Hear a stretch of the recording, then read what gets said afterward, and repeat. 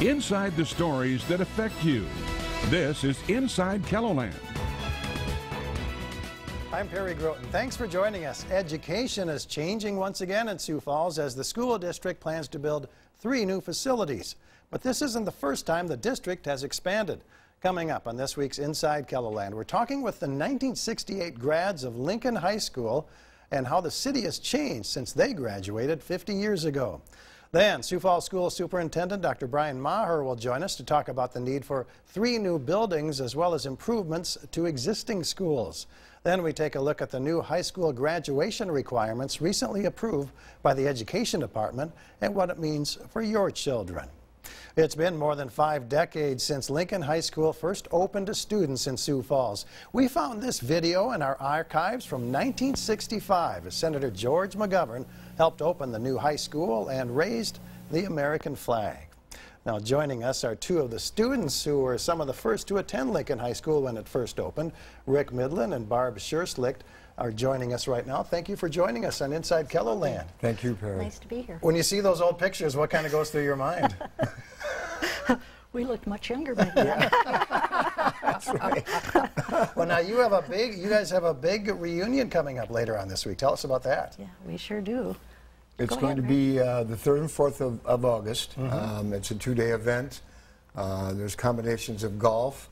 There's going to be a tour of the school that Barb is going to host. And then, of course, there will be a dinner and a dance on Saturday night and kind of a meet and greet on Friday night for people that we haven't seen, probably some of them in 20, 30 years. Yeah, yeah. Or maybe even 50. Yeah, true. Well, now your graduation class was historic because you were the first one to complete all 3 years at Lincoln High School. Tell us about that, the significance of that. Yeah, that's correct. Well, we didn't start out the school year, our sophomore school year, at Lincoln. We shared, for 6 weeks, we shared Washington High School with those students. So that was fun. The Washington kids went to school in the morning and we went in the afternoon. But shortly the new school was done and we were so excited. I said I kind of relate that to getting a new car or a new house. It was fun for all of us to get to go and be trailblazers at the new school. Yeah, and Rick, talk about it was state-of-the-art back in the day, right? Yeah, I remember when they were putting the plans together to build the school, they were kind of complaining, some of the people were, about there was going to be carpet in some of the classrooms, and they thought, why do you put carpet in classrooms? I mean, isn't that a little bit over the top? But like Bob said, to be the pioneers of coming in there and being the first class, and like buying a new car, it was a great experience. Yeah. Yeah. And it even came with air conditioning. Air conditioning, which was probably probably very grateful because that was probably the only school in the district at the time that had that. I think so. Well, yeah, what about that as far as, was it tough to kind of emerge from the shadow of Washington High School, being the brand new kids on the block, as it were? I don't think so. We thought we were pretty fortunate and pretty cool to get to have a brand new school. You know, we were the first to sit in the chairs and to use this and use that, and we were very excited and very, very grateful to have a new school where we had room to grow and expand. Yeah. And Rick, you played football for Lincoln. Tell us about that. Yeah, you know, the first year that, of course, the program started, we had some juniors and seniors that had started out at Washington that in turn played football, but it was a difficult year. Matter of fact, there were 3 or 4 of us that got moved up from sophomore football to play varsity, and I ended up feeling like a ping pong ball out there at 150 pounds. But in the second year that the school was in existence, we went from to becoming state football champions. So you know, a great progression and a huge change in just a 2-year program. Yeah. Well, Barb, yeah, what's that? I just think we hope to create our own identity, that this is Lincoln and this is what we're going to do, and we want to make a name for ourselves. And it always had been Washington and the Warriors, and we wanted to make sure everybody knew who Lincoln and the Patriots were going to be. Yeah. Yeah, did you obviously think that you accomplished that goal of creating your own identity? Oh, absolutely. We did well, and you know, if we weren't actually participating in a sport, then we were cheering on and supporting those that were, and it was fun. Every memory I have of high school, Lincoln High School, is fond. It was a blast. I loved it, and glad to be an alumni. Did being at a brand new school, did that kind of forge an extra tight bond with your class, would you say? Well, for me, I still get together every summer for what we call a boys' reunion, and it's 15, 20 guys that I played football and track with. So for me, those relationships through high school, like Barb talked to, have taken, I've kept for a lifetime.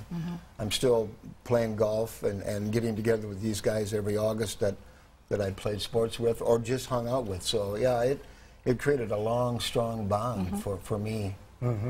Was it difficult, Barb, to find your way around in a brand new school like that? Did you ever get lost or anything like that? I think I remember being lost at Washington, being lost at Lincoln, just kind of being lost. But you know, like I said, it was just, it was fun. And they gave us time to get accustomed to, you know, to the new classes and you know, we had a tour, of course, before we started. But yeah, we had time. If you were late the first couple times, it was no big deal. But what was the biggest adjustment for you, Rick?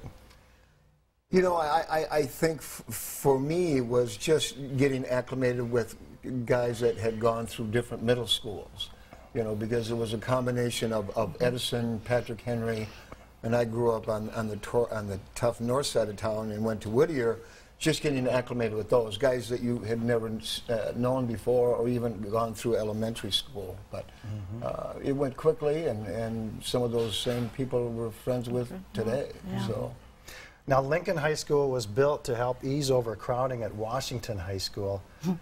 50 years later, we have crowding issues at Sioux Falls schools.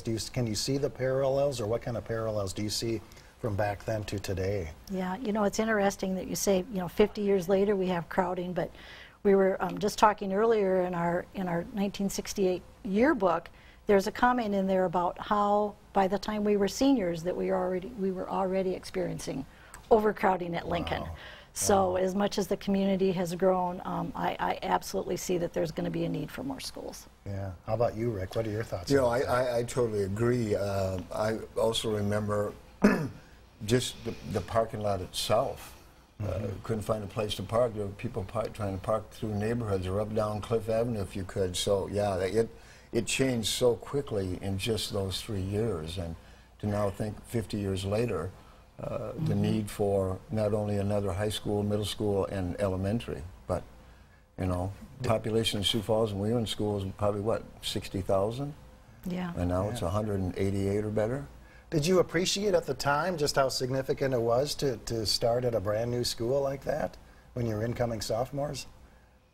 Well, I know we were pretty happy about it. We were pretty happy to get out of Washington and to get into our own school. And like I said, we felt like we were trailblazers, and you know, we had it was ours to make wonderful, and I think we did, and we have really fond memories of getting to be the first graduating three-year graduating class at Lincoln. Well, it certainly sounds like it. Well, thank you both for joining us on Inside KELOLAND. Thank you. Thank you, Perry. And still to come on Inside KELOLAND, we're continuing our conversation about changes to education in Sioux Falls, and why it will be up to your vote whether the district can add more schools. That's coming up after the break. Welcome back. We've looked at the past of the Sioux Falls School District and what's happened to it over the 50 years, and now school leaders are looking to the future. On September 18th, voters in the district will decide whether to allow a $190 million bond to build 3 new schools as well as improve existing buildings. The new facilities would include a new elementary, middle school, and high school. Here to talk to us now about this proposal for new schools is Superintendent Dr. Brian Maher. Thanks for joining us, Dr. Maher. My pleasure. Thanks for having me on. How did you arrive at the need to build 3 new buildings, the high school, middle school, and elementary? You know, going back a couple of years, Perry, we put together a strategic plan, and one significant piece in that strategic plan was to take a comprehensive looks at our facilities and involve the community in a community engagement process to figure out what we needed to do.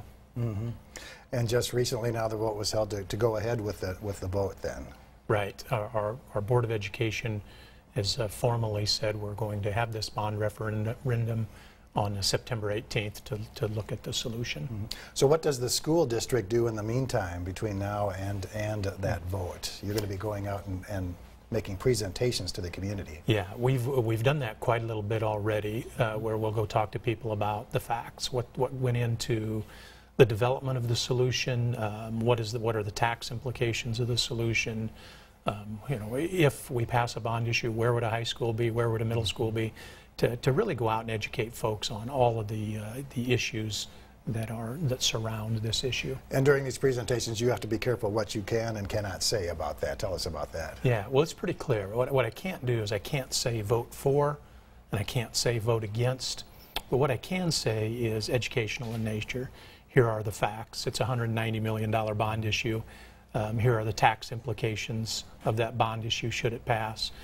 Here's the potential solution, a new high school, a new middle school, a new elementary, other improvements. So those factual things I can talk about. Mm-hmm. What are the tax implications for homeowners with this bond? Yeah, so the simplest way for me to put it is if the $190 million bond issue would pass, the median priced home in the city of Sioux Falls is $185,000.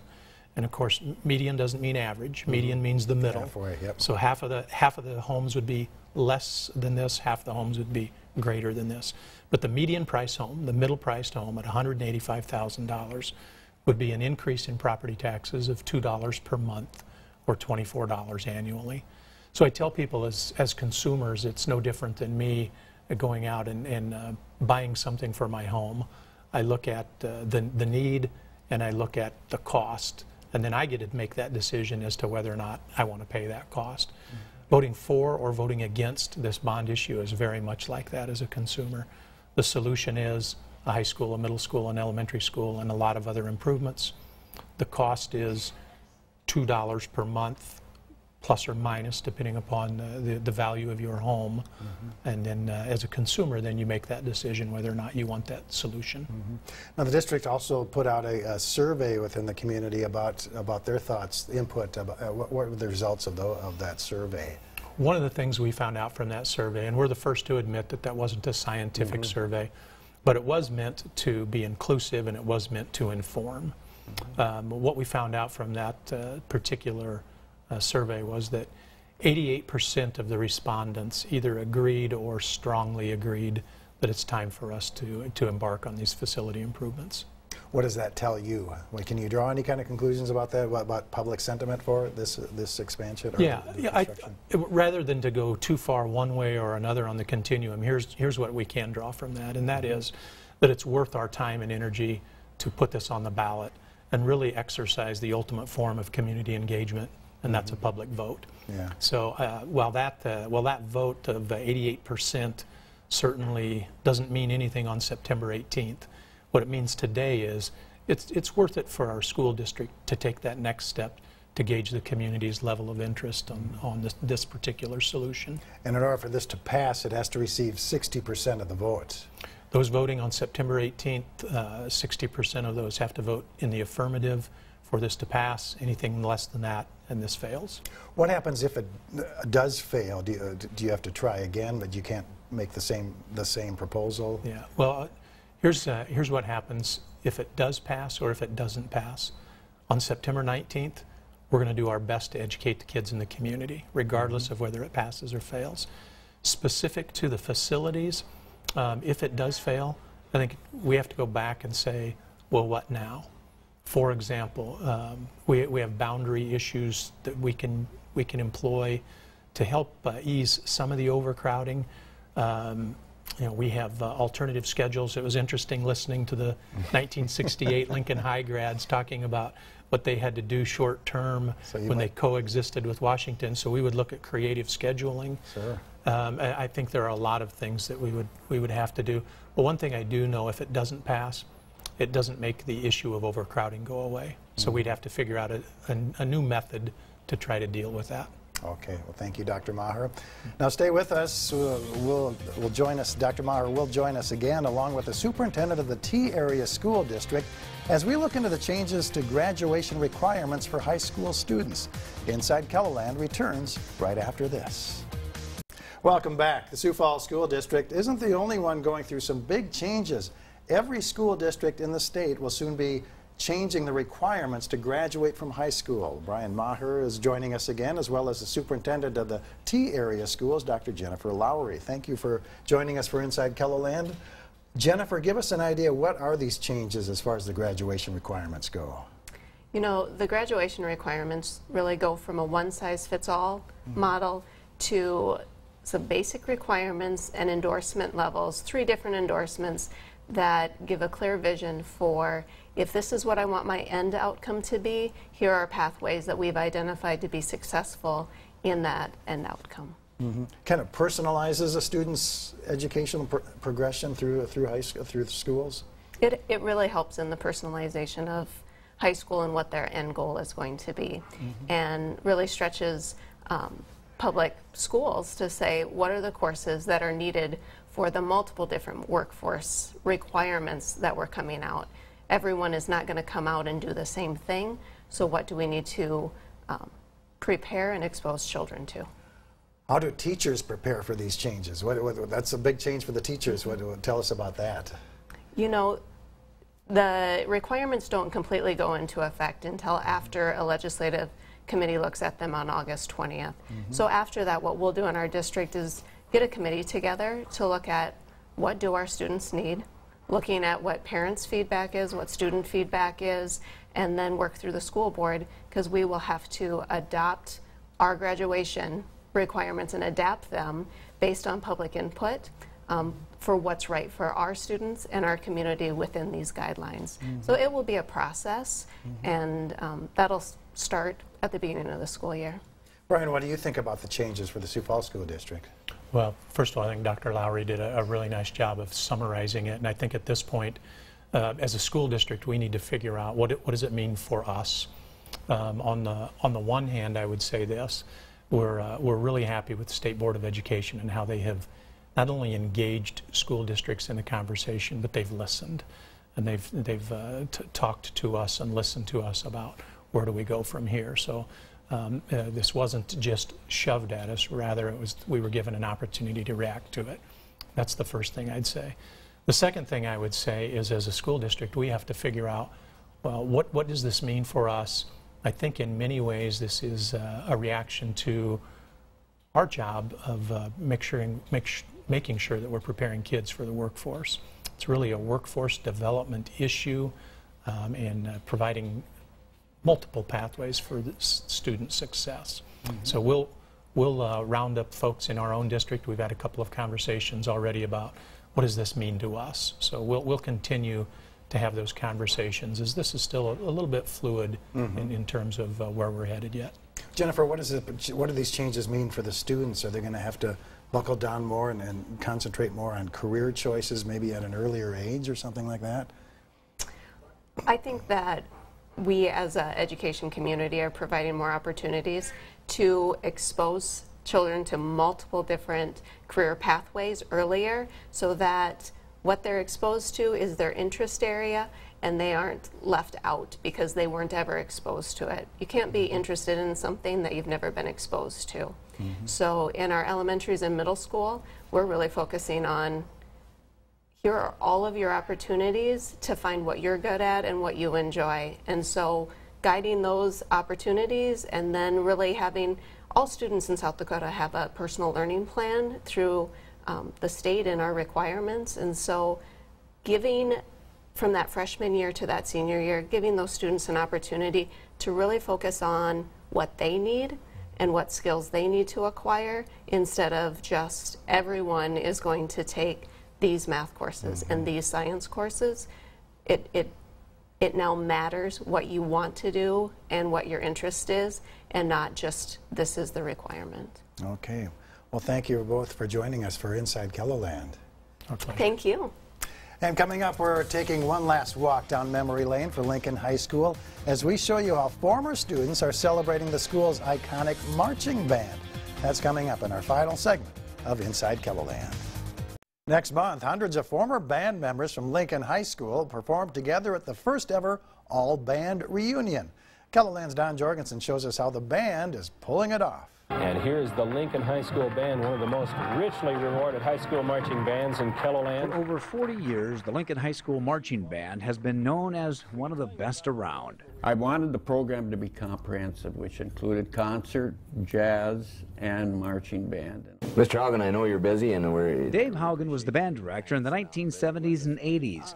He's credited with taking the Lincoln High School Marching Band to a higher note. And we did these trips every 3 years, so the kids all had an experience, one experience at least, in travel to other parts of besides the Midwest. Those trips were competitions that helped them make it on national television at the Rose Parade and the Macy's Thanksgiving Day Parade.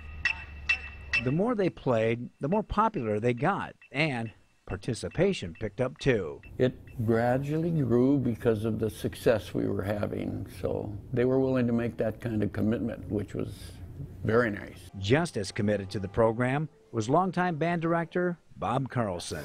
That was one of the reasons I was so excited to be able to come to Lincoln, because for that reputation. Carlson was the director for 14 years. Rather than toot his own horn about how good the band was, his philosophy focused on something else. The one thing is, I always told kids that we're in the people business, not in the trophy business, and that we really, it's all about people, you know, and relationships, and that we want to be good citizens. And so I really tried to instill that the trophies would come if we worked individually at our best, and then collectively we'll become our best. Yeah, okay, we're gonna march. Here we go. Sam Anderson was one of those band members. Now he's the assistant director. His fondest memory was his trip to the Macy's Thanksgiving Day Parade. Such a major experience, you know, for a young kid, and go to the big city on the big stage and to perform like that was just a really unique experience. An experience shared by many, even some who weren't band members. Any truth that some of the people that marched in these parades actually didn't play instruments? Yeah, that's true. There were some that didn't play instruments. We call them hole fillers. You see, in order to march in some of those big-time events on national television, you have to have so many members. So we'll ask the students, do you have anyone that wants to, you know, friends that maybe used to be in band or would just like to be part of it? We'll just have them hold the instrument and have them basically fake it, just so we have that spot filled, so we don't march a hole and be penalized. And every year we probably have 4 or 5 hole fillers in the band.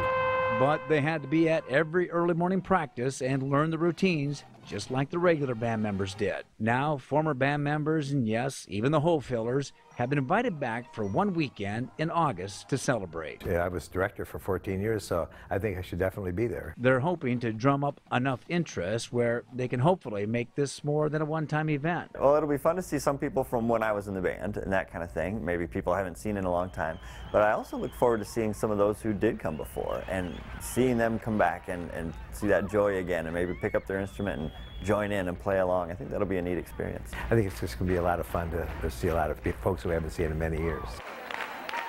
And that's it for this week's Inside KELOLAND. You can find out more about today's topics online at KELOLAND.com.